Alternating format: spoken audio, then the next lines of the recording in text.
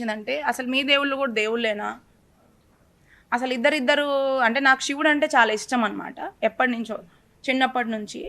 నేను అక్కడ కూడా వెళ్ళిన తర్వాత ఆ దేవుడినే పూజించుకున్నాను.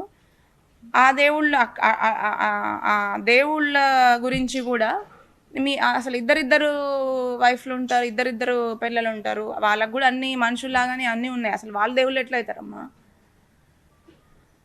ఇప్పుడు నువ్వు పూజ చేసావు, ప్రసాదం పెడితే దేవుడు తినేస్తాడా? అని చెప్పి ఇట్లాంటి మాటలు మాట్లాడడం కూడా చాలా తప్పు. ఫస్ట్ థింగ్ ఆమె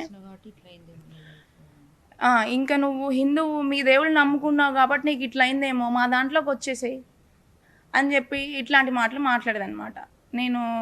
నేను ఎప్పుడు కూడా వాళ్ళ దేవుళ్ళని అయితే నేను తప్పు పట్టలేదు. ఎవరి దేవుడు వాళ్ళకి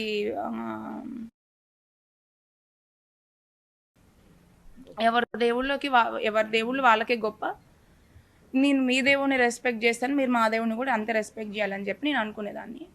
అయితే పెళ్ళైన తర్వాత కూడా వీటన్నిటినీ కూడా నేను ఎదుర్కోవడానికి కారణము, అన్నిటిని కూడా తట్టుకోవడానికి కారణం ఏంటంటే, ఒక ఆడపిల్లగా ఇట్లా బయటికి రావాలి, ప్రతి ఒక్కళ్ళ దగ్గర లో ఫోకస్ అవ్వాలి అని చెప్పి ఏ ఆడపిల్ల అనుకోవద్దు.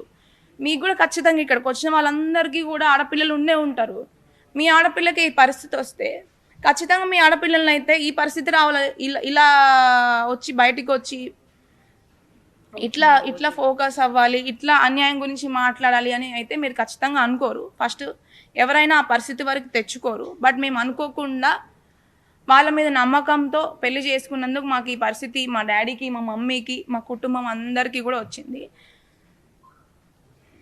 అయితే